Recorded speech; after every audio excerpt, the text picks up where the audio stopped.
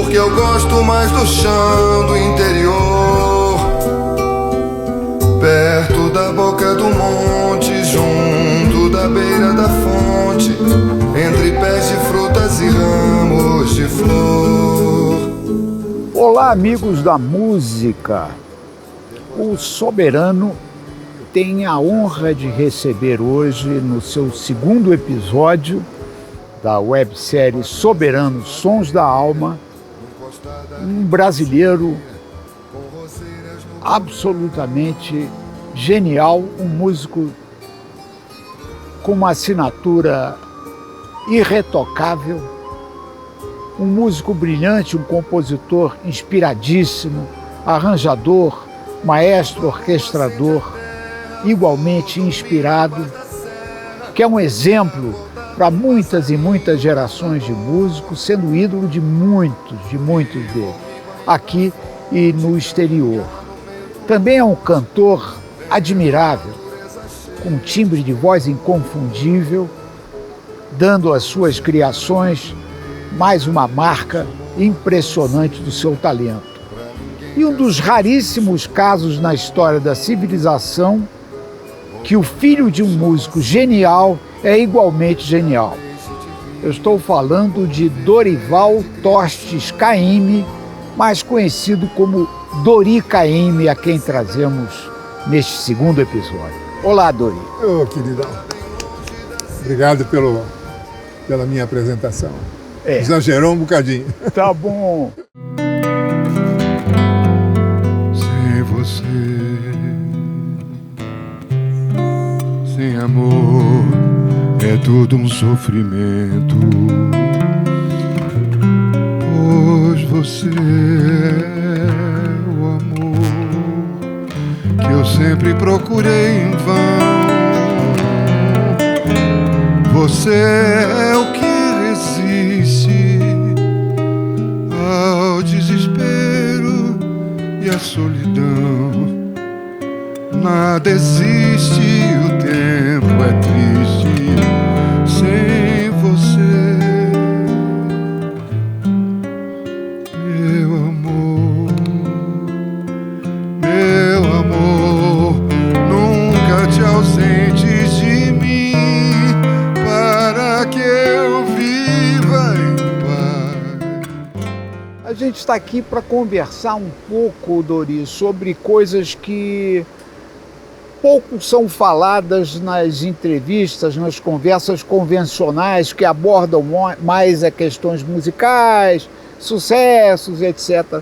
A gente aqui quer conhecer um pouco mais da figura humana do músico, do compositor. Então você é um brasileiro ilustre. Conta pra gente como é que começou no seio da sua família toda essa descoberta do Brasil. Conta pra gente. Isso e começa no Leblon, porque poucas pessoas sabem, todos nós somos cariocas, os filhos. A Nana é do Grajaú, eu nasci no Andaraí e o Danilo nasceu no Leblon. Então a minha vida musical começou com aquela orelha, aquele ouvido. Meu pai trazia muita informação musical em 78 rotações do mundo inteiro. E aí eu já despertei para a música no mundo inteiro, assim, sabe? Tinha coisa do Frank Sinatra, Nat King Cole, Nelly Lutcher, Sarah Vaughan, Ella Fitzgerald. Eu fui conhecendo a música, e a música do Brasil, Jacó, né? Orlando Silva, os ídolos da época. E aquilo entrava na minha cabeça e eu ficava... Chegou a um ponto que a minha mãe achou que tinha que me levar a um neurologista, porque eu prestava muita atenção em vez de falar com as pessoas. Eu ficava muito sozinho, antenado. E aí eu virei isso que eu sou, porque o ouvido me atrapalhou e me ajudou muito nesse início, né? Eu ouvi o Clair de Lune num vizinho. Minha mãe achou que eu seria um pianista formidável e me levou na Dona Lúcia Branco. Não sei se você sabe, professora do Jacques Klein, do Tom Jobim, do Arthur Moreira Lima, de outros tantos pianistas famosos do Brasil. E nesse ínterim eu fiquei ligado no Debussy, aquela coisa do Clair de Lune, e eu queria tocar. Então ela disse para mim que eu levaria 10 anos. Eu fui para o piano e achei as terças. Papai tinha um piano de armário. Aí ela falou com meu pai, disse, olha, ouvido ele tem, pianista ele não vai ser, mas ele tem um ouvido muito bom. Aí me mandaram para cá e para lá, e eu nunca fui bom aluno, nunca prestei atenção nas coisas, eu tenho talvez uma dislexia, né? Eu não sei o que é, e eu não conseguia me ligar no que estavam me dizendo, o que estavam me explicando, e fui indo com ouvido, até chegar no Moacir. Moacir Santos. Moacir Santos. Moacir Santos é um músico extraordinário, uma pessoa extraordinária. Eu aprendi com a música dele mais do que mixolídeos e eólios, né? Eu não sou muito dado a esses mixolídeos, não. Então, aprendi muito com o jeito do Moacir de pensar, de fazer música. E tive o passaporte do Dorival Caymmi no início, né, que me levou para João Gilberto, me levou para Antônio Carlos Jobim. É o melhor passaporte que você podia ter na vida na época, era o passaporte do Dorival Caymmi. Então eu entrava na casa das pessoas e comecei a aprender por aí. Quer dizer, o meu início foi... E muito forte também o seu interesse pelas verdadeiras coisas do Brasil, né? Os valores musicais da civilização do Brasil, né? Isso te encantou muito, eu sou extremamente né? brasileiro, porque eu sou filho de um homem extremamente brasileiro, amigo e compadre de um homem extraordinariamente brasileiro, que era o Jorge Amado, e outros. Então, você lidar com Di Cavalcanti, Jorge Amado, Manuel Bandeira e outros grandes brasileiros, né? Carlos Drummond, Radamés em Atali. Radamés, pô, né? Então, esse passaporte me ajudou muito, e o fato de conhecer os verdadeiros brasileiros, né? Sem essas pessoas que influência é um negócio que todos nós temos, mas você utilizar a influência para copiar é uma coisa que sempre me incomodou. E eu fui encantado com as canções praeiras primeiro, né? E daí a chegar no João Gilberto e no Tom Jobim, que é a mudança radical na minha geração. Aí é que muda tudo, né? Muda muito, mas muda muito mesmo, porque você pegava músicas como Aos Pés da Cruz, cantada pelo Orlando Silva, e a versão nova do João Gilberto te dá uma perspectiva de dizer assim, meu Deus do céu, o que é isso, né? Então João modificou tudo no violão, né? E aí a minha vida começou produtor musical, arranjador, ouvido. Eu fiz o do Caetano domingo, com mais 2 arranjadores, tinha o Francis e o Menescal. Fiz com o Carlos Monteiro de Souza, não dividi, mas fiz uma parte do disco Lunique 9 do Gilberto Gil. E aí começou a minha vida de músico.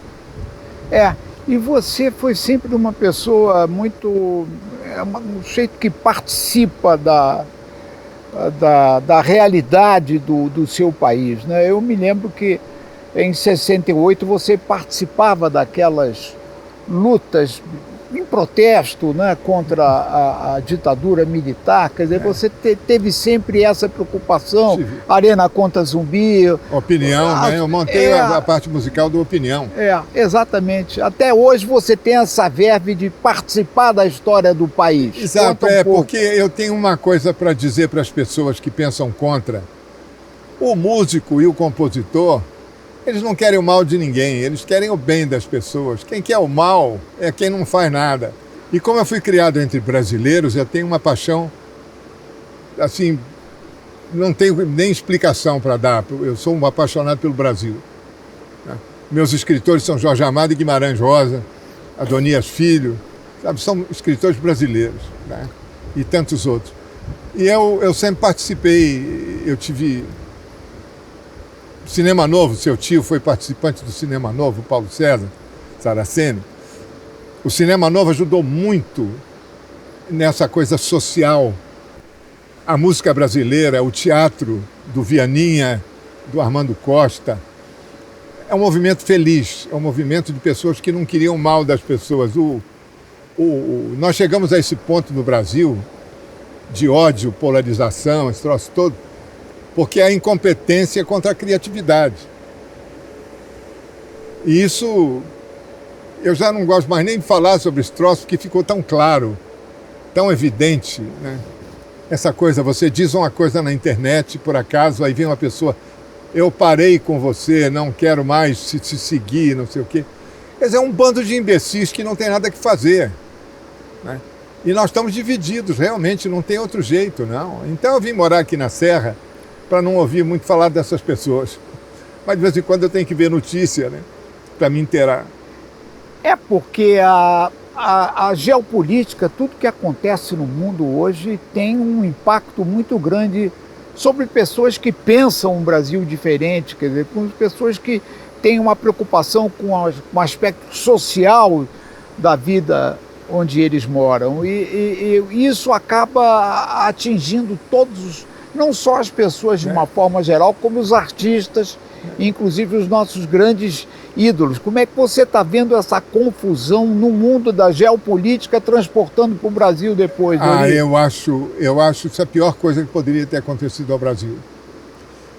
Porque chega num ponto, e nós tivemos esse exemplo agora no próprio Tribunal no Supremo, né? Pessoas que nos decepcionaram. Aí as pessoas... Eu vi uma vez um escritor dizer para o Zuenir Ventura, eu não falo mal da esquerda para não dar força para a direita, mas eu cansei disso, eu cansei um pouco disso, né? Eu queria que esses ministros dessem uma explicação razoável a respeito desse problema, desse gangster, desse bandido, desse cara que agora quer uma delação premiada, não sei o quê. Então nós chegamos num ponto... Daniel Vorcaro. Eu nem falava no nome desse calhorda, mas já que você falou, e aí nós chegamos num ponto em que vou te contar, Saraceni, foi a maior decepção que eu tive esse ano aqui. Porque você não pode confiar em mais lado nenhum, né? Porque se amanhã o seu amigo íntimo se candidatar e for eleito deputado, se ele não entrar na maracutaia, ele não vai fazer coisa nenhuma no Brasil. Você tem que acochambrar, tem que pegar para cá, tirar dali um bocadinho, tá? E chamam isso de política. Eu tenho horror dessa política, que eu acho que é pão, pão, queijo, queijo. Então, já que o radical está aí de radical de direita, eu esperava que não houvesse o radical de esquerda. E eu, como eu disse a você, o Ivan, o Chico, o Paulo César Pinheiro, o Aldir Blanc, essas pessoas não querem o mal da humanidade, pelo contrário. São criativos e eles querem que acabe a ignorância, a boçalidade, a diferença social, né? A nossa geração cresceu, como eu disse, com cinema, com teatro e com a música. Muito fortes, né? Muito forte. E a literatura. Então, veja bem, hoje eu estou incomodado. Hoje eu estou muito incomodado. E olhando lá para fora, você mesmo me dizia antes da nossa conversa aqui que existem dois anticristos que estão querendo destruir o mundo, né? Fala deles. Benjamin Netanyahu e Donald Trump. E o pior disso tudo é que as pessoas seguem esses caras. Quer dizer, eu não sei onde as pessoas estão com a cabeça. Você pega um cara como o Marco Rubio, que nem cubano ele é filho de cubano, mas o sonho dele é botar o Marco Rubio de presidente de Cuba. É invadir a Venezuela, invadir o Brasil, chamar o CCC e o Comando Vermelho de terroristas, que é para poder ter um motivo para botar porta-avião na nossa porta, como já tinha em 64. Nós já estávamos sendo patrulhados aí na costa. Né? Então, eu achava que depois de tudo isso, né, acabasse esse negacionismo todo, mas não adiantou não. Não adiantou não. E aí aparece um pilantra malandro, como esse Vorcaro, que armou para pegar tudo quanto é cara de várias posições governamentais, que é para, se eu morrer, vai todo mundo junto. E é o que vai acabar acontecendo, né? E, enfim, eu não tenho a menor esperança nesse troço. Aí temos o Rio, eu tive essa sorte aqui. Eu tive uma casinha na América por 27 anos. Era legal porque em Los Angeles eu pulava para o Japão, para a Europa e para o Brasil. Praticamente a mesma distância. E viajei o mundo inteiro nessa brincadeira, nessa época da minha vida, morando lá, trabalhando no Brasil, no Japão, na Europa, menos na Europa. Eu não acho o europeu assim, é tão musical assim como as pessoas acham, não. Mas, enfim, essa é a minha opinião. Eu tiro a cara do Michel Legrand, Michel Colombier, tem uns caras, né? Mas são poucos. Né? Como nós conversamos antes, os meus ídolos são o orquestrador Johnny Mandel, compositor Antônio Carlos Jobim, Dorival Caymmi e violonista João Gilberto. Esses são meus ídolos, são as pessoas que fizeram a minha cabeça. E morando em Los Angeles, eu comecei a rodar o mundo inteiro e a ver essa coisa, e fui ver piorando, né? Até musicalmente, né? Porque outro dia eu disse numa entrevista que eu não tenho mais idade para botar a bunda de fora e dançar com 10 bailarinos, né? Para me chamarem de artista novo, assim, essa coisa, né? Eu sou brasileiro, fiel a esse país maravilhoso que nós crescemos aqui. Você vê geograficamente, não pode ter nada melhor do que isso, né? Eu tive essa sorte, a minha casinha custou $600 mil que eu vendi, isso aqui custou R$600 mil. Né? É o paraíso muito mais barato, né? É verdade. O paraíso é muito mais barato, né? E eu estou muito feliz com a Helena aqui. A gente vive nesse mundo tranquilo. Só tem uma apurrinhação quando tem um pagode aqui, que é feriadão. Aí você tem que aturar um pouco, a música da piscina, fica difícil. Aí eu me tranco. Ela na luz lilás da primavera é quimera, quase uma tela de Renoir. Ela seu corpo em movimento leva, barco à vela, dança singela, sabe do mar, Isabela.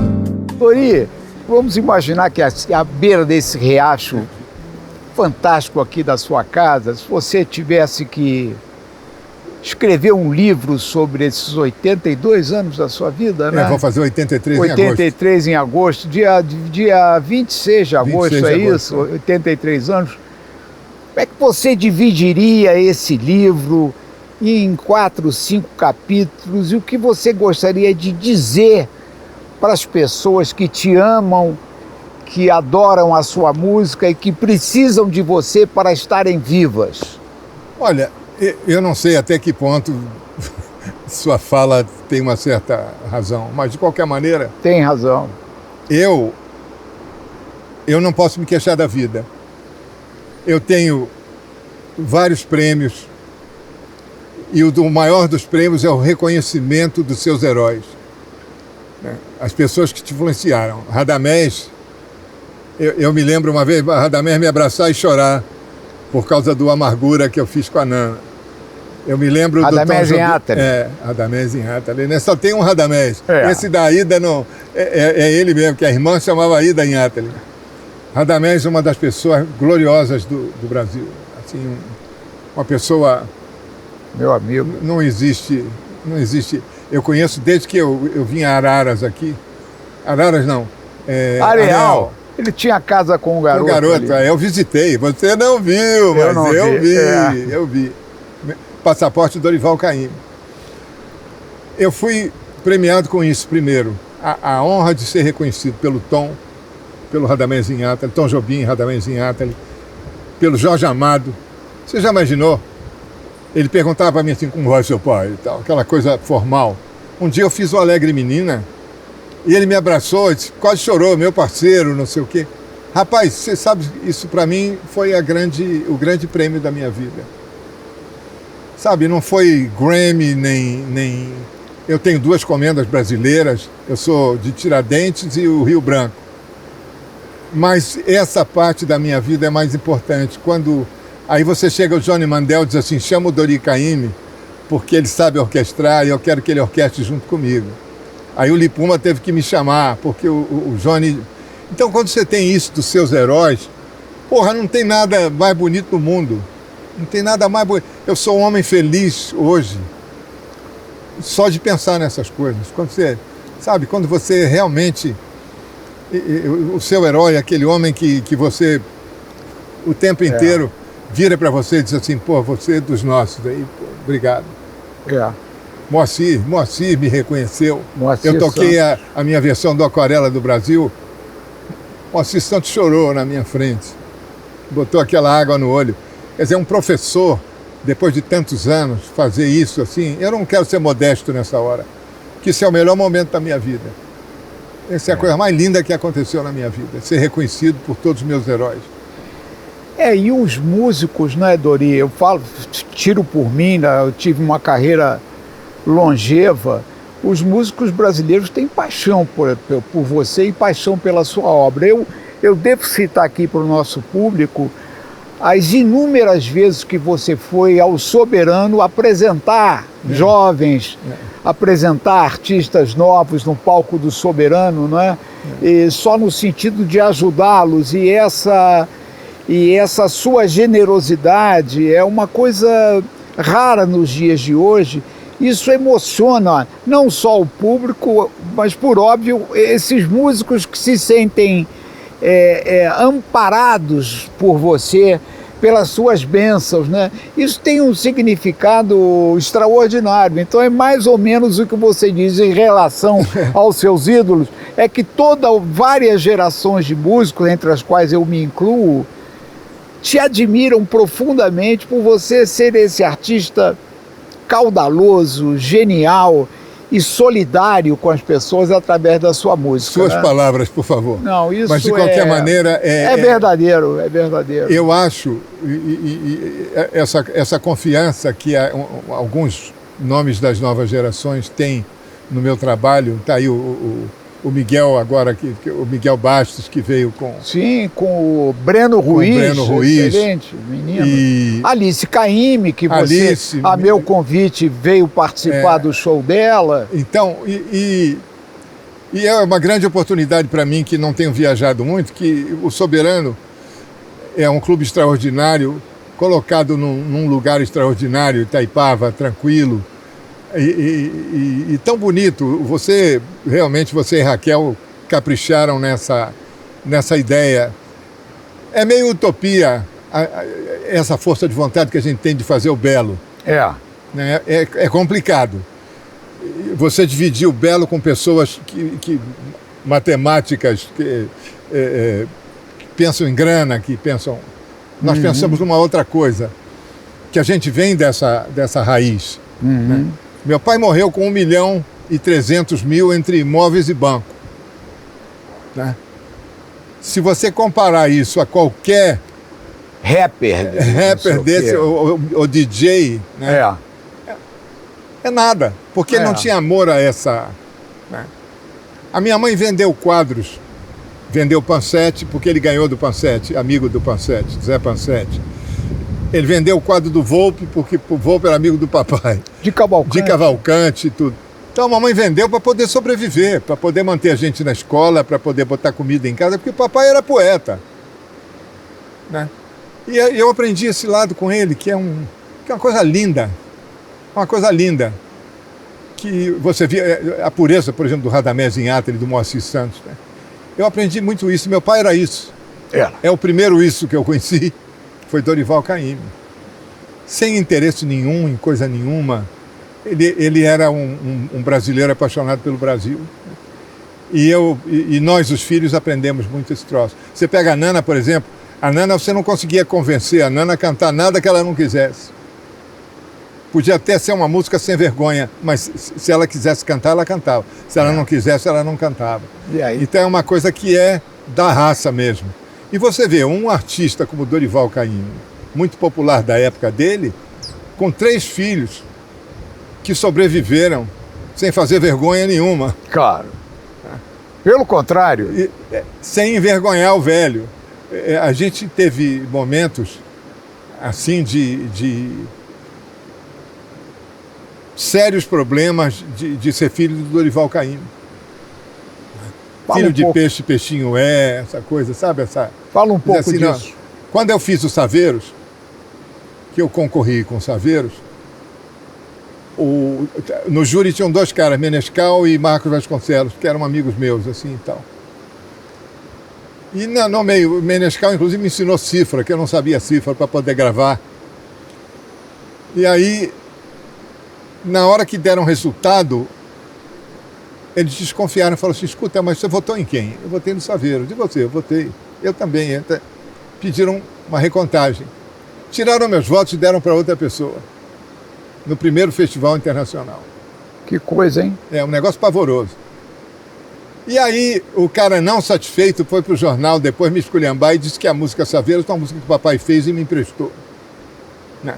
Então você vê as dificuldades que você tem, ao mesmo tempo que, que tem um passaporte do Dorival Caymmi, você tem esse lado cobrança. A cobrança.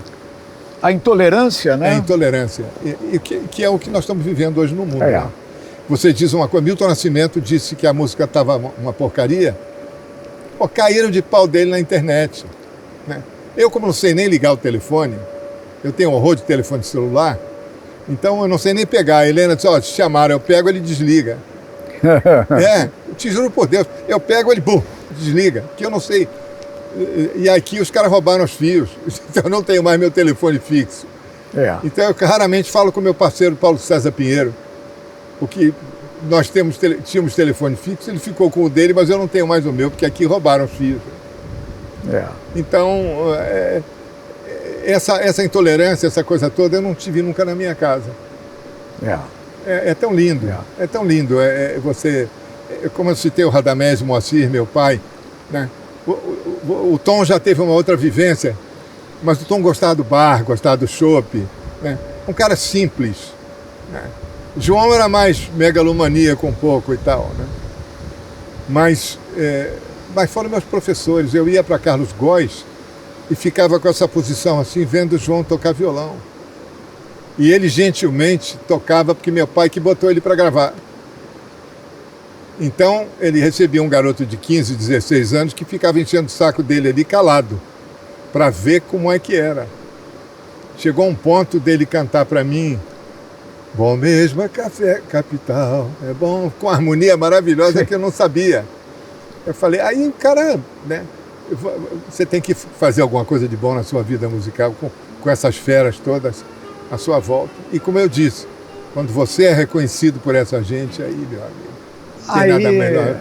Eu posso morrer agora, feliz da minha vida. Alegria total. Alegria, né? Total.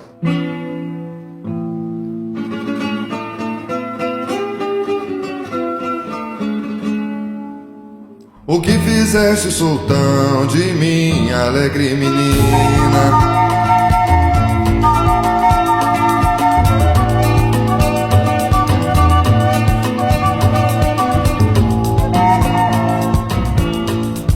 Palácio Real lhe dei um trono de pedraria, sapato bordado a ouro, esmeraldas e rubis, ametista para os dedos, vestidos de diamantes, escravas para servi-la e um lugar no meu dossel. E a chamei de rainha, e a chamei de rainha. O que fizeste, sultão, de minha alegre menina? Dori, vamos abordar um pouco uma fase da sua vida que o público não tem muito conhecimento e é pouco falado. A sua época com a orquestra da TV Globo, que era um patrimônio da cultura brasileira, infelizmente ignorado, né, pela memória Globo. Ninguém passou à história a maravilha que era aquela época, que eu tive o privilégio de conviver com você, ali nos corredores do Estúdio Level, na Rua Assunção, Rua né? Assunção, em Botafogo. Tantos, você, Cipó, Radamés, Mário Tavares, Menezes, Chiquinho, Zé Menezes, Eduardo Lages e tanta gente. Ao seu Boquino, né? Conta um pouco para aqueles que não sabem dessa sua fase gloriosa na TV Globo. Eu adorei. Você sabe que quando eu tive um acidente jogando bola e estourei o tendão de Aquiles, e eu estava duro, E a mamãe era parceira do Edivaldo Pacote, irmão do Renato. Diretor da Globo. É diretor da Globo, assistente do Boni. E aí ele falou, disse, olha, a Estela está preocupada com o Dori, porque ele fez o Gabriela maravilhoso e tal. Vamos dar um jeito de contratar ele. O Boni falou, não, emprega ele. Emprega ele. Aí eu fiquei 1 ano e meio em recuperação. Quando eu saí, ele me chamou para fazer o Pica-Pau Amarelo. Direção do Cazé, essa coisa toda. Aí eu fiz o Pica-Pau. E como você falou, nós tínhamos uma orquestra de metais, cordas, base. Era um negócio glorioso, né? A gente brincava, chamava de Hollywood sem filtro. Que era realmente glorioso. E com uma equipe. Uma equipe dos mais velhos, né? Começando com o Radamés Inhatali, o seu Boquino, né? O Mário Tavares, um time perigoso, né? Assim, que nos ensinou muito, eu aprendi muito nessa Geraldo fase. Vespar, Valtel Blanco. Valtel, Geraldo, e vários outros, né? Vários outros, tinha muita gente que, para lembrar de todo mundo, como era o nome daquele...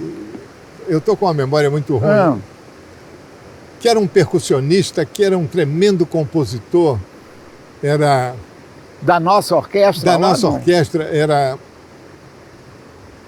Marçal? Não, Ferreira da Silva. Ah, não. Bezerra da Silva. Bezerra da Silva. Eu nunca soube que ele era um cara famoso. E ele assim, ele tinha uma música que dizia assim, eu vou apertar, mas não vou acender agora, né?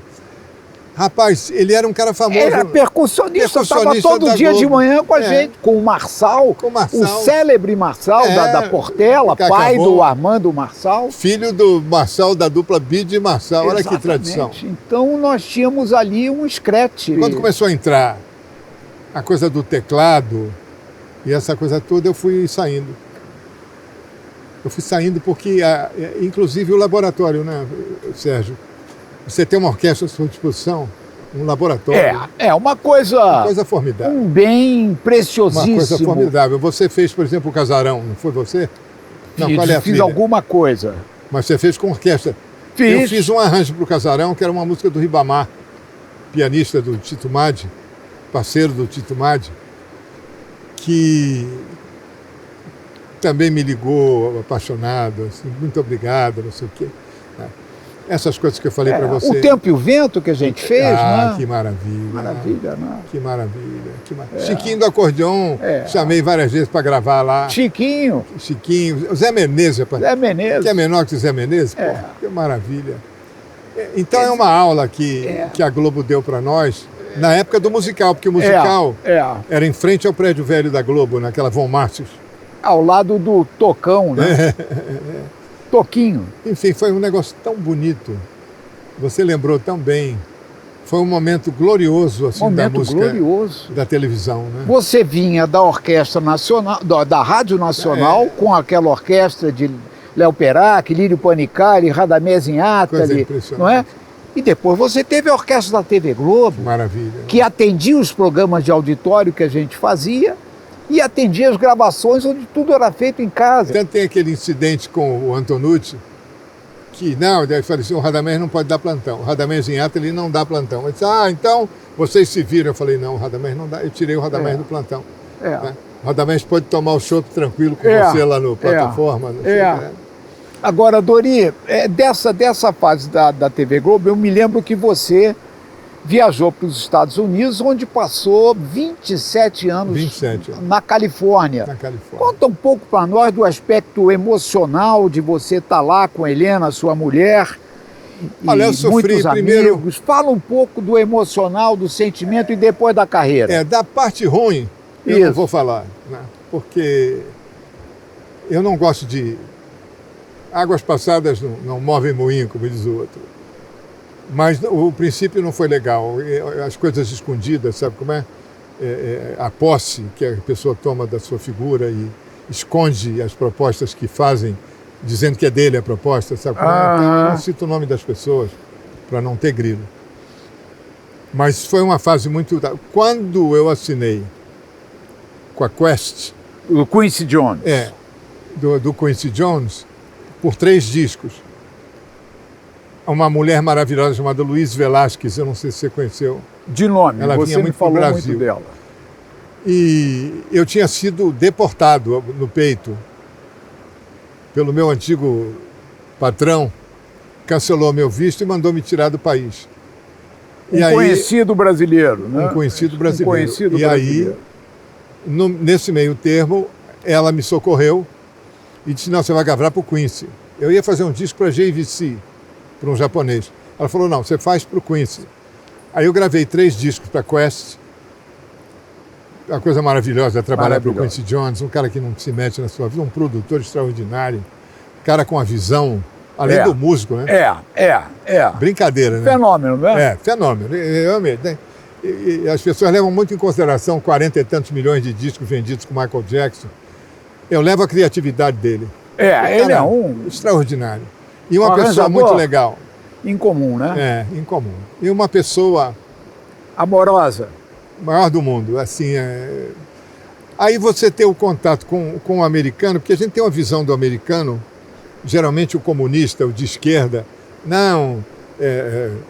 essa coisa do imperialista, né? Essa coisa do Maduro, desses caras todos, o imperialismo de Cuba, essa coisa toda. Na realidade, esse cara de Los Angeles é doce. Sabe, a vizinhança, assim, uma vizinhança comportada, organizada e tal, você dizia, muito oferecida, assim, tal. O Halloween, por exemplo, eu não conhecia, sabe? As crianças vêm na sua porta. Né? Hoje o Brasil tem Halloween, eu acho uma vergonha. Eu acho isso um descaramento, esse negócio do Halloween no Brasil. E o Black Friday. Né? Total. Black Friday, né? Isso é brincadeira. Isso aí, realmente, eu não passo mal, porque eu não quero, eu já venho uma semana passando mal. Mas, então, o contato com os grandes músicos, você chegar a conhecer os caras do Hi-Lo's, conhecer os caras dos Take Six, trabalhar com Tommy Lee Puma, como Johnny Mandel, Diana Krall, e a Sarah Vaughan, eu fiz um disco inteiro para Sarah Vaughan. Né? Imagina, rapaz. E aquela se ouvindo, Dory! Eu achava uma graça danada. Dory, né? E eu concordava assim, não, sure. Ela disse, não, eu tenho que fazer, não sei o quê. Sure. Aí ela olhou para minha cara e falou, pô, você concorda com tudo que eu falo, por quê, hein? Ela era muito doida, eu adorava ela. Mas é uma sensação tão diferente, né? Aí você ainda conhece o Colombier, o Legrand, o Reb Alpert, né? Os Bergman, meus parceiros. Alan Bergman. Alan subiu agora. Tem uns 2 ou 3 Oscars com Michel Legrand, né? Conheceu o Michel, né? Michel Legrand, que figura doce o Michel Legrand, né? E os grandes produtores, e você trabalhar com Natalie Cole. Rapaz, E com tocar grandes brasileiros lá, como Paulinho da Costa, que você trabalhou muito com você, né? Paulinho Moacir da Costa. Santos. Paulinho, eu nunca trabalhei com o Moacir, morava. Mas morava, vocês eram amigos lá. Eu ia para casa dele. Eu tenho uma paixão pelo Moacir incurável. E aí, que bom. E Paulinho da Costa, eu acho, dos brasileiros que eu conheci nos Estados Unidos, mas nem de perto, não tem ninguém nem de perto. Primeiro é uma pessoa extraordinária, depois ele toca feliz. Você já viu esse especial? Eu vi, o documentário é maravilhoso. Que maravilha, né? Maravilhoso. Porra. Recomendamos. Eu ia gravar meus discos assim, eu e Helena ficávamos sentados como 2 pachás, assim, e olhando a alegria com que ele tocou. É impressionante. Que maravilha. E que sapiência musical. Que modéstia. Espiritualidade alta, né? E, porra, você vê no especial, não tocou nem 10% das pessoas que ele trabalhou. É um fenômeno. Fenômeno. E é um amigo querido, ele e Arice são pessoas que conviveram conosco desde o ano de 90, o tempo inteiro. Quando eu fui morar em 90. Quando o Collor de Mello bateu nossa carteira... Acabou com o cinema, né? Acabou com tudo. Acabou com tudo. Ele acabou com a cultura brasileira, né? E aí eu mudei.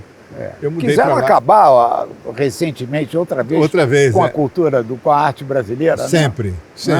Outro dia eu falei, o pessoal subiu, eu falei, que lindos oitentões em Copacabana subindo para protestar contra esse... Dosimetria.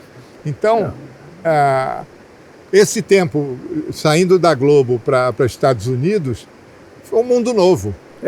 Conta um pouco eu acho que o que vai espelhar bem para a nossa conversa é você contar um pouco da gravação primorosa que você fez com um arranjo seu para Aquarela do Brasil, num desses discos feitos por Quincy Jones. Foi. Essa faixa em especial tem a participação mais do que brilhante do Herbie Hancock, um pianista de jazz muito conhecido. Fala um pouco da gravação, da produção dessa faixa Aquarela do Brasil. Eu me lembrei muito do Nelson Rodrigues agora pelo seguinte, o Nelson Rodrigues, que nós éramos um povo vira-lata, foi como eu me senti gravando com o Herbie, porque eu chamei o Jerry Watts, baixista de baixo elétrico, o Claudio Sloan, tocando não bateria, tocando surdo. Porque a minha ideia, em princípio, foi o seguinte: gravar como se fosse um lamento da morte de um sambista. O tempo que você marca no exato, surdo, né? E aí fica aquela ideia, de repente, um dia eu falei assim, tá faltando um... Aí chamei Paulinho botou a percussão dele, não sei o quê, eu digo, mas tá faltando alguma coisa. Aí falei a Luiz Velasquez, escuta, e se você me der o Herbie Hancock, porque eu preciso da linguagem dele. Eu visualizei a linguagem, não era o Dave Grusin, que também está no disco, toca piano nesse disco também, mas era o Herbie Hancock. Tanto que a primeira passada ele sentou, eu mandei o tape para ele, 2 semanas e tal, ele não estudou porra nenhuma, mas foi lindo, ele chegou no estúdio, aí é que eu vejo que o povo é vira-lata. Nós estávamos 2, assim, eu e o Cláudio, ele chegou num carro, eu acho que era uma Ferrari. Olha, eu tinha um Ford Tempo, que era um Ford sórdido. Era novo, mas era sórdido. Era a definição que eu dou para esse carro. Ele chegou numa Ferrari, rapaz, nós ficamos brancos. Ele chegou com aquele sorriso de quem sabe de tudo. Aí tocou, e aí eu disse para ele, mas sabe o que eu queria, Herbie? É lindo, mas eu queria que você fizesse o oposto. Blow mesmo. Em vez de ficar acompanhando o trem, dobrasse isso aí para outro lugar. Rapaz, de primeira, ele saiu... Um solo histórico. Aí mixagem. O Moog tinha indicado um estúdio... Moog Canazzo. Um estúdio não sei aonde e tal, para eu mixar essa faixa. E eu fui para lá. Rapaz, o cara botou a faixa, aquela máquina de fita, né? De fita disparou. Disparou no começo da Aquarela do Brasil e quebrou. Pá! Eu falei, não é possível. Não. Aí eu fiquei branco. Falei, não é possível. Aí nós fomos devagarzinho, emendou e foi tocando. Quando chegou no último fade, assim, 15 segundos depois, a fita estava quebrada. Terminou na hora certa. Terminou a música, né? Com fade out e tudo. Aí veio a emenda. Você ressuscitou, né? Então o Senhor do Bonfim baixou, porque estava tão lindo e tão espontâneo que nós todos ficamos assim com a boca aberta, porque ele é além de ser um gentleman, é um cara... Sabe quando a pessoa tem toda a segurança? Eu conheci ele no aniversário do Marcos Valle, quando ele veio em lua de mel para o Brasil. Ele jamais se lembraria de mim. Depois ele fez o Courage com o Milton Nascimento, que é um disco lindo e tudo. Aliás, Milton Nascimento é um dos meus 3 heróis brasileiros, assim, da minha geração.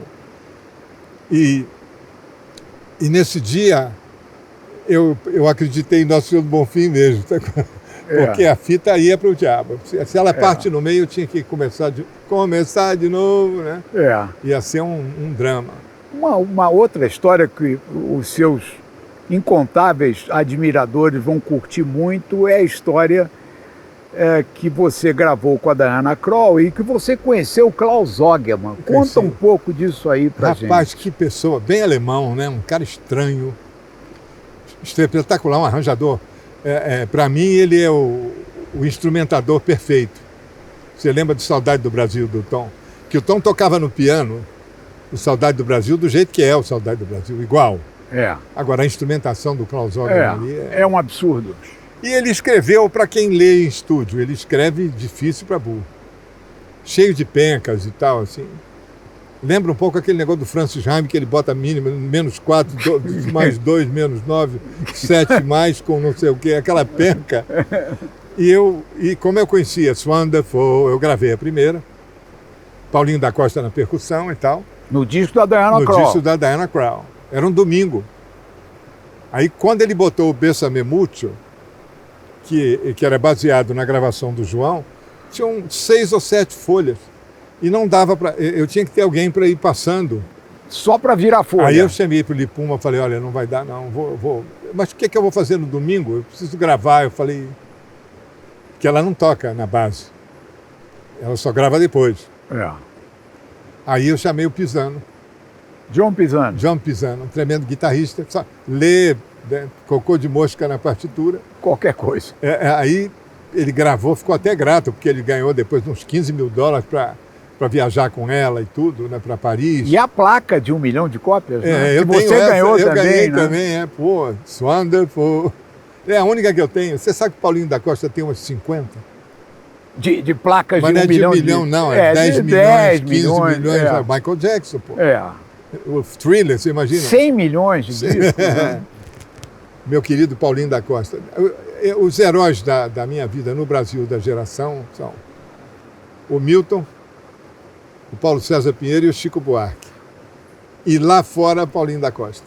Agora, fala um pouco de 2 americanos que eu sei que você tem paixão total. Um é o orquestrador, arranjador Johnny Mandel, o outro é o pianista Bill Evans. Fala um pouco desses 2. Bom, isso é o paraíso, né?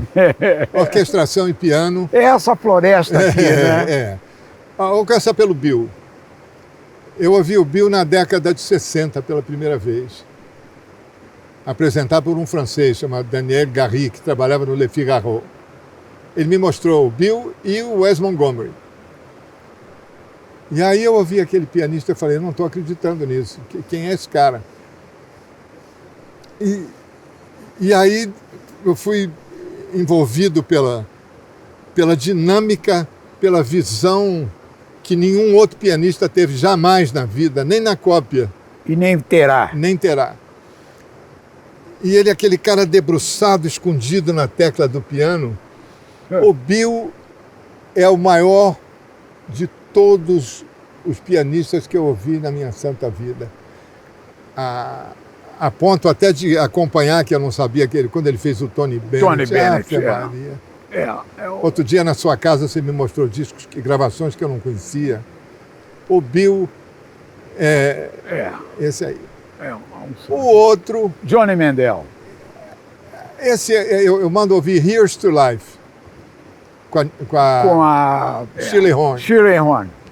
Rapaz, o Johnny Mandel, eu acho que eu não ouvi ninguém como arranjador acompanhar ninguém da maneira que esse homem fez a orquestra. Eu inclusive, tive o prazer de gravar uma direto com ele para Shirley Horn, do segundo disco. Deu um vexame danado. Ele regendo ao vivo aquela orquestra grande e tal. E eu não sabia quem ia cantar. E eram 4 compassos que eu começava a tocar. Uma bossa nova. Aí eu fiz os 4 compassos e aqui atrás eu ouço aquela voz, Shirley Horn. Eu quase deixei cair o violão, parei de tocar e virei para trás, a orquestra riu. A orquestra começou a rir de mim e riu da espontaneidade, né? Claro. Porque, rapaz, a Shirley Horn estava atrás de mim e eu não vi. Que loucura. Eu estava de costas gravando. Aí parei. Ele é a perfeição. Se eu tivesse que chamar... E um compositor extraordinário também, né? Inspiradíssimo, né? The Shadow of Your Smile. Ele tem uma música chamada com a Peggy Lee. Um dia eu te mostro a letra da Peggy Lee. Eu não vou lembrar do nome, um dia eu te mostro. A Time for Love também, lindo, né? Que coisa, né? Olha, e eu fiquei amigo dele desde o primeiro festival da canção. Ele me deu o main title do Shadow of Your Smile, do filme Sandpiper. Umas pessoas presentes na sua vida até hoje, né? Até hoje. Eu tenho que ouvir Johnny Mandel sempre. Tenho que ouvir Bill Evans sempre. É verdade. Essas pessoas fazem parte do meu mundo musical.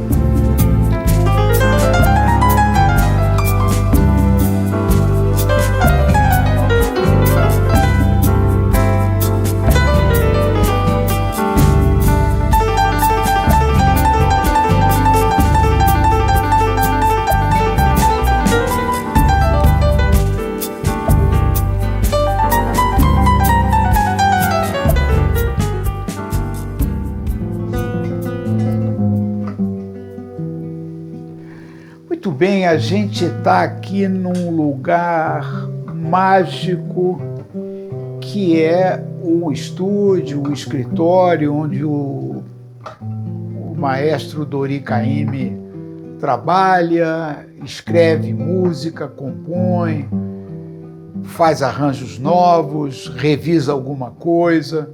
Tem aqui o seu teclado, tem alguns violões muito incríveis, tem lá o violão de Dorival Caymmi, que é uma preciosidade.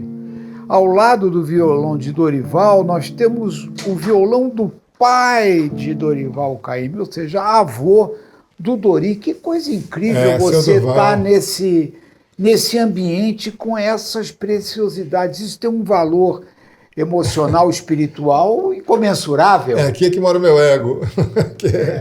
Aqui tem as coisas assim, o meu ego funciona aqui.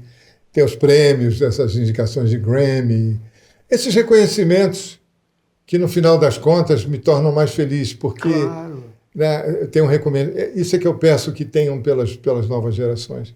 Que tem tanta gente importante que já está merecendo ganhar. Verdade. Então, eu sou muito favorável a isso. Ali tem o It's Wonderful, certamente da faixa que você gravou com a Diana Krall, né? Uma parte do arranjo do Klaus Ogerman, talvez. Tem. Que você enquadrou ali. Eu enquadrei. Tem uma do Dave Grusin. Acima, né? Aquela, e ali é um recado que o Tom deixou quando eu fiz o Matita Perê. Ele queria saber o que queria dizer de mim, se eram os arranjos, se não sei o quê, se era a instrumentação. Que lindo. E eu guardei ali. E aqui você, nessa saleta, nesse estúdio, você faz aqueles as manhãs acordes. começam aqui, depois do café da manhã, que a Helena, umas 8 horas, toma café, aí eu subo e vivo essa vida aqui. Aí tem essas pastas, coisas que eu escrevo. Ali uma garrafa de vinho que eu ganhei uma vez trabalhando no Vivo Rio com o retrato do papai. Ele aí sorri para mim ali. Ai, que beleza, seu Dorival. Olha só que maravilha. Fica rindo para mim. Tá. Aí ele está muito parecido com o Danilo. O Danilo é bem Caymmi, né? Eu sou mais Tostes, eu sou mais da minha mãe. Da assim, linha materna, né? Ali um agradecimento que me fizeram em Los Angeles pelos serviços prestados. A cidade me deu esse troço. Tem uma fotografia com o Chico ali que é lindo. É linda aquela do papai com o Tom também, a glória aquela fotografia. Maravilhoso. Com chapéu lindo. Lindíssimo aquele troço. Ali seu pai com a sua mãe. Ali é o Tom com o papai ali, a Caymmi visita Antônio Carlos Jobim. Ali Jorge Amado no meio com o papai. Aqui você está cercado das melhores energias, né? Olha, rapaz, eu vou contar uma coisa para você. O Saraceno, eu sou um homem feliz, sabe? Eu tive em vida o que eu espero que essa garotada consiga. E essa aqui é a família da minha mãe, os Tostes. Metade dela, meu avô, minha avó. Aqui, eu gosto sempre de mostrar, os mineiros.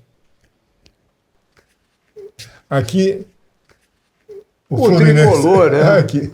Tricolor, Está meio empoeirado.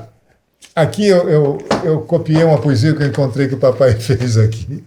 Ele diz assim, eu quero que você ouça isso aqui.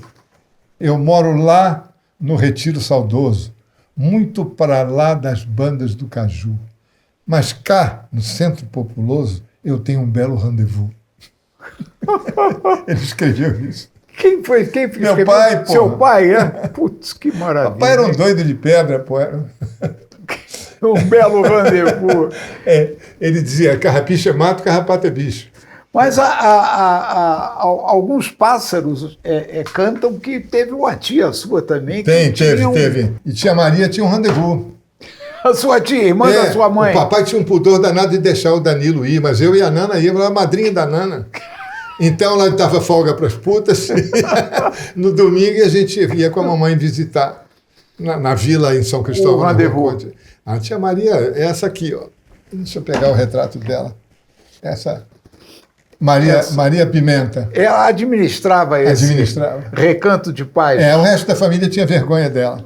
Aquela coisa burocrática, babaca, né? Preconceituosa. E burocrática, era preferível dar satisfação para as pessoas. Mas é isso. E esse é o meu mundo. Aqui, das 8 horas da manhã em diante, eu vivo aqui. É tão tarde,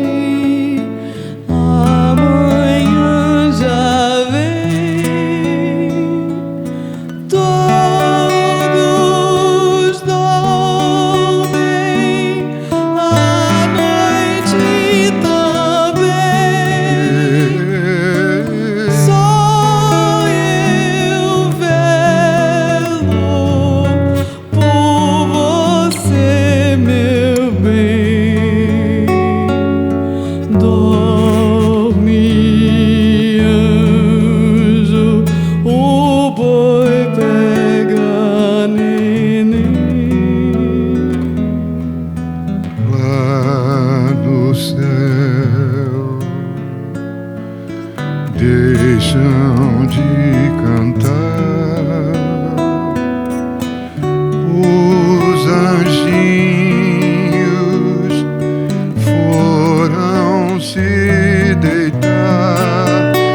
Mamãezinha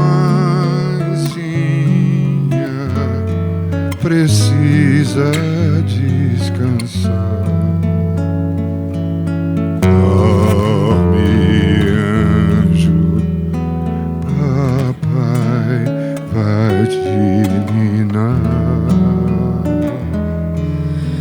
Boi, boi, boi, boi da cara preta, pega essa menina que tem medo de careta.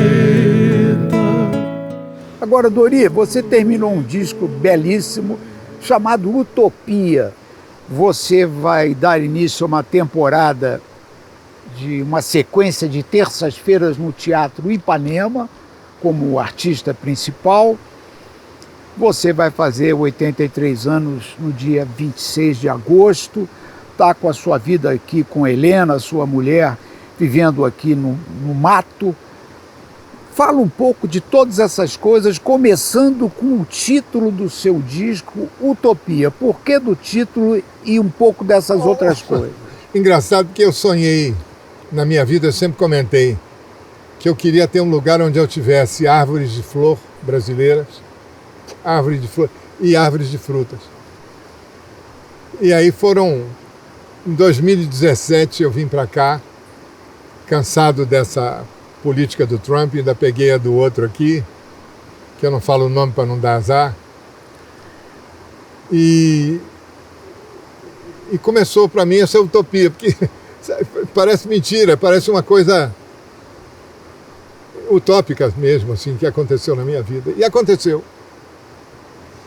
E aí, esse último disco, que é uma espécie de uma das últimas coisas, né? Porque por enquanto eu ainda estou tentando ser criativo, mas as coisas vão acabando, né? Que se acabou para os meus heróis, tem que acabar para nós também, né? Então. E eu comecei a entrar num barato que isso tudo era uma utopia. Aí não me senti confortável demais para ficar sozinho, como eu fazia antes, voz e violão. Aí eu pensei bem assim, essa música que eu tenho musicado muita poesia, não tenho conseguido. Papai e mamãe morreram em 2008 e eu não consegui mais fazer música. E aí eu comecei a musicar letras, principalmente do meu parceiro Paulo César Pinheiro. Poemas lindos e tal, eu fui fazendo. E nesse disco, eu já não posso mais fazer isso sozinho, musiquei e aí chamei o Paulinho Pauleira e o Miltinho do MPB4, o Aquiles e o Dalmo, que é a turma nova, para gravar o Frevo, que é a única repetição que tem no disco, que eu queria que ficasse pernambucano. Aí eu não tinha o nome do disco ainda. Aí tem uma música que abre o disco, aí eu pensei, tem que chamar o Maurício Mendonça para fazer o Boca Livre, que eu vejo a cara do Boca Livre. Aí começou. Essa faixa eu tenho que chamar a Mônica Salma. Eu comecei a ser produtor mais até, né? Até por uma certa deficiência de voz, de tudo, vai envelhecendo. E aí foi entrando na minha cabeça que isso era uma utopia. E veio aquilo na minha cabeça, assim, do nada. E um dia eu estava na sala deles, não tinha nome do disco, e eu olhei para esse meu quadro que tem aí na sala, que é a capa do que meu pai pintou quando eu tinha, em 1946, se não me engano. E aí eu disse, eu vou usar esse retrato, mostrei para eles a fotografia, e falei, o nome do disco vai ser Utopia. E esse disco foi me levando para esse lado, e a minha cabeça ficou Utopia, vai ser o nome. Que explicação? Eu digo, acho que eu estou fazendo isso e não estou fazendo, acho que isso é utopia. Isso não deve estar acontecendo na minha vida. E as pessoas me ligaram dizendo que o disco estava lindo. E eu não sou a pessoa mais capaz de achar nada que eu faço lindo. Eu sou o último dos moicanos. Eu jamais disse que eu fiz alguma coisa linda. Ah, fez muitas? Aprendi com Dorival Caymmi. Muito. Fez muitas. Eu nunca tive. E aí eu queria muito falar para você a importância dessa minha trajetória, dos cantores e das cantoras, dos artistas que vieram antes. Tito Maddi, por exemplo, Lúcio Alves, Doris Monteiro, Silvia Telles. Silvia Telles para mim era a musa. Telles, é. A musa da bossa nova mesmo para mim foi Silvia Telles. Uma cantora formidável, uma amiga incrível, foi embora cedo também. Dick Farney, que me influenciou como cantor muito na minha... Compositores como Mirabô, compositor que ninguém dava muita bola. Luizinho Essa. Luizinho, rapaz. E o Leblon, no canal do Leblon, na Visconde de Albuquerque, na casa de Luiz. Quantos músicos como eu, Luiz Essa criou? Você chegou a ser copista do Luizinho, Fui copista do Luiz. Aprendi a escrever as cordas, porque vendo clave de sol, clave de fá, clave de dó. Aí ele me ensinava tudo, assim, então eu pegava o arranjo dele, olhava. Luiz Essa e cordas eu copiei. Outro dia, um amigo meu viajou e me presenteou, um fã. Mandou vir do Japão Luiz Essa e cordas para mim. Olha só, hein? Maravilha. Você foi o copista do disco. Eu fui o copista do disco. Mas não tem crédito, sabe? Que antigamente eles não davam crédito de porcaria nenhuma. Caetano até pegou o disco domingo e me deu crédito. Que as companhias não davam antigamente. Então foi uma carreira feliz, que coisa bonita. Trabalhando com todos eles, né? Trabalhando com as cantoras formidáveis, desde da Gal, da Nana, da Simone. Clara Nunes, Elba Ramalho. Clara Nunes. Eu fiz a música de João Bosco, Dorival Caymmi, falou para os filmes, um arranjo meu de corda. Rapaz, eu fui um cara feliz. Eu sou um cara feliz com a música do Brasil. Eu tive a colher de chá de trabalhar com os maiores músicos e maiores artistas, tanto aqui quanto no mundo inteiro. Quando eu falo mundo inteiro, Estados Unidos. Claro, né? Claro. Minha exceção para a Europa é Michel Legrand. Eu sou fãzoca do Michel. E se você tiver uma oportunidade, ou se vocês todos estão ouvindo, procure um disco chamado Lyrically. Do Alan Bergman. É um negócio, é um tiro, é uma coisa... Não tem nada melhor do que isso aí de um letrista cantando o seu trabalho. E aqui no seu universo particular, no meio dessa natureza belíssima, com Helena, nessa sua casa, na região serrana do Rio, um pouco do seu dia a dia, do seu sentimento. E você é um frequentador assíduo também do Soberano. Eu sou. Soberano é uma casa linda, Saraceni. Eu acho que eu penso até em utopia quando eu penso no Soberano. Porque é um sonho pesado que você teve. Isso é quase um pesadelo, porque você levar isso nos ombros com a Raquel é um trabalho insano, né? E esse descaso que eu falo das coisas novas tem no empreendedor também, né? O empreendedor prefere 10 bailarinos e uma mulher com a bunda de fora, né? Isso virou a música do Brasil. Ou então um cara mentindo no teclado para as pessoas dançarem, né? Então, essa é a música do Brasil hoje, né? A minha vida aqui começa... Eu ligo a Helena dorme com a televisão ligada. Quando eu acordo, a televisão está ligada, eu mudo para a TV Globo, está no primeiro programa de notícias, que é hora 1, 4h15, 4h20, o velho está acordado. Aí eu só saio quando o sol começa a ir, boto minhas plantas que eu cultivo em vaso, as árvores frutíferas, aí boto no sol, dou uma volta quando os pés deixam andar, né? Porque eles têm essa comorbidade aí que me incomoda muito, não me dá mais equilíbrio, eu tenho caído muito, tenho levado muito tombo.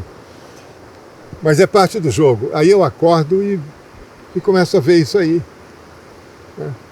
Aí é a beira do rio. A Helena não gosta que eu chegue na beira do rio, porque se eu cair ali é uma vez só. Já era. Eu vou fazer uma vaquinha para ver se a gente bota uma cerca ali, porque aí eu tenho onde segurar para não cair. Então você vê que tem uma inclinação no terreno, e eu já botei coisas ali, aí plantei 2 árvores no meio do caminho para ver se eu seguro nelas. Se eu levar um tombo, eu não paro mais. Você tropeça e não tem onde segurar, meu amigo. É. A cabeçada numa pedra daquela, Deus Dori, Maragogipe amada, né? É. Agora é um dia lindo, porque eu venho ver se o abacateiro deu flor, se está começando a rosa da cerejeira, a flor da cerejeira, se deu a castanha da Helena, se esse abacateiro aqui que veio no bico do passarinho, esse ipê que eu plantei pequenininho, um negocinho desse tamanho assim, aquele ipê roxo, os 2 jacarandás que eu trouxe a semente. Então, é a minha supervisão matinal. Seu dia a dia é belíssimo. Aí eu subo, vou para o escritório e começo a escrever o show que eu vou fazer, essa coisa toda, que eu tenho que cantar agora, porque sem o dinheirinho não pode funcionar isso, né? Claro. E eu estou parado há muito tempo, então eu sou obrigado a ganhar a grana e tal. Aí o Guto Burgos, que é meu produtor, que, Grande entre Guto outras coisas, Burgos. irmão de Gal Costa, é a pessoa mais querida do mundo, assim, né? Esse é o grande amigo que você jamais pode esquecer, um amigo desse. Inclusive cuidou da Nana a vida inteira, né? É vidrado na Nana, cuidou da Nana. Nana padeceu esses 9 meses. Eu nunca vi ninguém ficar 9 meses no hospital. 9 meses no hospital. Foi uma crueldade, né? Eu acho uma crueldade, mas... Então tudo isso que a gente vive, para mim, passou a ser essa utopia que você falou. Até essa coisa que você tem desse seu sonho, dessa casa muito bonita, muito bem decorada, muito bem frequentada por uma classe de artistas extraordinária da minha geração, insuperável. Eu já vi João Bosco, fiquei assim babando, já vi o Ivan, que melodias lindas, né? E vários outros, aí não vou ficar citando o nome aqui, porque eu vou perder muito tempo. Mas é uma vida linda, eu não tenho nada que me queixar, ainda sou comendador 2 vezes, de Tiradentes e Rio Branco. Os caras ainda me deram o prêmio por Los Angeles. Que maravilha. Que Desenredo, que é de Minas. Oi, Minas, Minas. Eu acabei ganhando uma comenda mineira.